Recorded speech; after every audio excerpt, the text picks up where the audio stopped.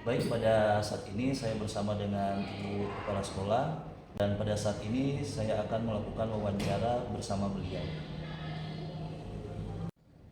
Baik, di sini ada beberapa pertanyaan yang akan saya tanyakan, tapi sambil itulah kita bincang singkat.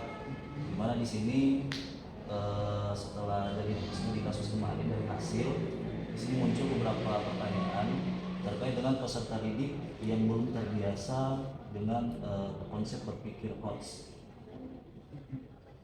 Nah, kira-kira bagaimana tanggapan dari kepala sekolah? Kalau tanggapan dari saya, kalau berbicara tentang konsep berpikir hots kan berarti di mana para siswa itu dituntut untuk mampu bernalar kritis. Nah, kenapa masih ada siswa yang belum terbiasa untuk mampu berpikir hots? Karena memang mungkin salah satu penyebabnya mereka belum terbiasa, pertama belum terbiasa, dan ada hal-hal yang lebih guru ketika mereka mengajar, mereka belum membiasakan siswa untuk memberikan misalnya studi kasus atau memberikan kesempatan kepada siswa untuk bagaimana mereka mampu menganalisis, bagaimana mereka mampu untuk bernalar kritis melalui studi kasus yang diberikan.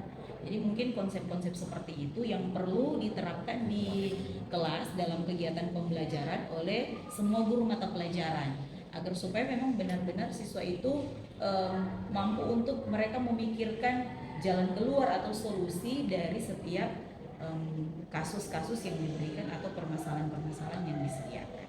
Mungkin seperti itu. Ya.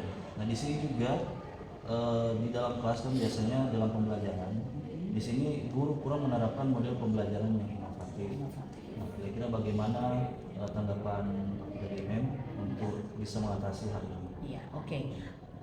Kalau berbicara tentang pembelajaran inovatif, yang jelas itu sangat penting karena ketika ada pembelajaran dalam kelas itu inovatif, pasti kegiatan pembelajaran itu akan menyenangkan bagi siswa. Nah, kenapa guru belum mampu menerapkan? Kalau melihat pengalaman yang ada, biasanya guru itu mungkin masih kurang bekal dalam hal ini. Bagaimana mereka mampu mengelola pembelajaran yang dapat menarik minat belajar siswa. Misalnya pembelajaran yang kreatif, menggunakan metode-metode pembelajaran yang kreatif, atau bahkan pun mungkin media-media pembelajaran atau model pembelajaran interaktif, di mana pembelajaran itu berpusat kepada siswa. Bukan hanya siswa itu jadi pendengar saja dengan menggunakan pembelajaran konvensional, di mana guru yang ceramah atau guru yang hanya menjelaskan dari awal sampai akhir, siswa itu hanya sebagai statusnya hanya mendengar saja. Nah, itu pembelajaran-pembelajaran yang belum inovatif. Begitu juga mungkin berbicara tentang kreativitas guru. Nah, mungkin masih ada perlu kegiatan-kegiatan misalnya pelatihan atau workshop yang harus diikuti oleh guru untuk bagaimana mereka mampu menggunakan media-media pembelajaran yang lebih kreatif lagi lah, dan tentunya harus ada inovasi-inovasi baru juga dari guru, karena ini kan berbicara tentang pembelajaran yang inovatif kan, karena harus mengikuti perkembangan zaman lah, dengan melihat tuntutan zaman. Orang bagaimana kita melihat sekarang pembelajaran berbasis digital dengan memanfaatkan segala macam sumber daya yang ada. Dalam hal ini berbicara tentang pembelajaran digitalisasi, ya itu yang perlu dikembangkan. Mungkin seperti itu. Ya. Nah, di sini juga kan ada yang membuat motivasi peserta didik itu kurang dalam pembelajaran. Nah, kira-kira bagaimana tanggapan dari itu?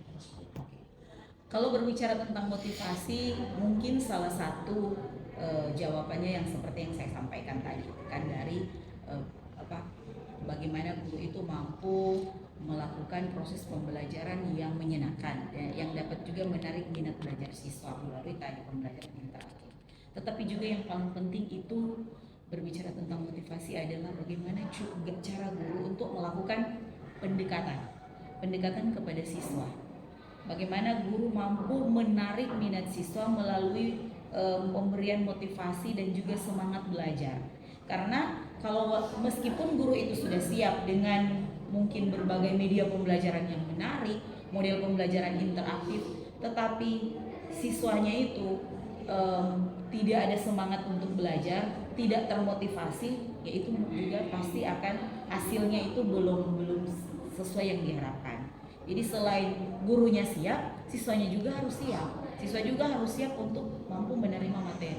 Kalau misalnya siswa masih ada mungkin ya, ada permasalahan di rumah, mungkin dengan masalah keluarga dengan orang tua, pasti kan dia tidak fokus di dalam kelas. Nah, makanya pendekatan juga kepada lebih ke pendekatan secara individu, mungkin secara pribadi kepada siswa, mungkin kalau dari guru-guru mereka contoh ya, ini boleh memanfaatkan asesmen diagnostik di awal pembelajaran agar supaya guru sudah mampu memetakan bahwa siswa-siswa ini benar-benar sudah siap tidak untuk belajar.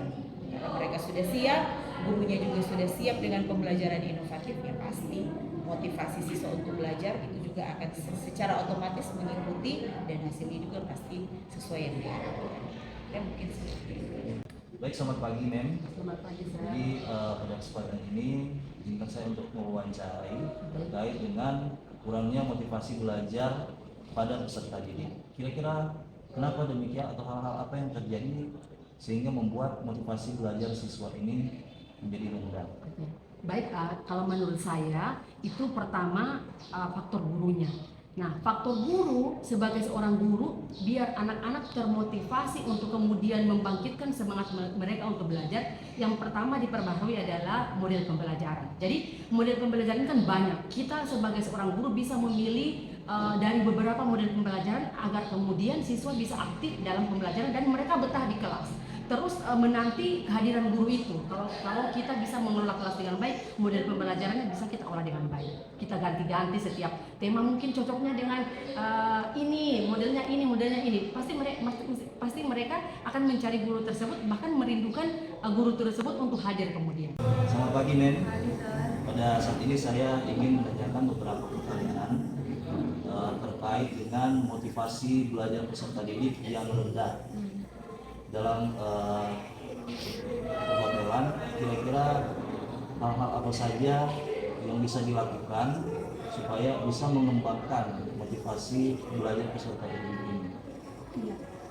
Kalau untuk motivasi biasanya itu kan bisa disebabkan karena kalau di kejuruan seni perhotelan, misalnya metode pembelajaran atau media pembelajaran ataupun alat praktek.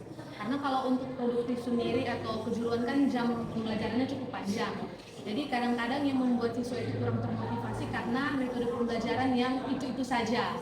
Jadi mungkin kalau apa yang harus dilakukan untuk meningkatkan motivasi belajar, berarti sebagai guru saya harus mencari beragam metode pembelajaran yang menarik untuk siswa. Terlebih kalau misalnya mempelajari teori, jadi misalnya menggunakan metode untuk yang IGP atau metode bermain itu seperti apa. Jadi mungkin membuat metode pembelajaran yang lebih variatif sehingga siswa tidak bosan ataupun dapat termotivasi untuk terus belajar. Terus mungkin yang kedua adalah karena ini mereka produktif atau kejuruan, harus lebih banyak praktek. Jadi salah satu metode yang harus dipertambah atau harus jadi maksimal itu adalah metode pembelajaran yang memang dimana siswa lebih banyak ke praktek.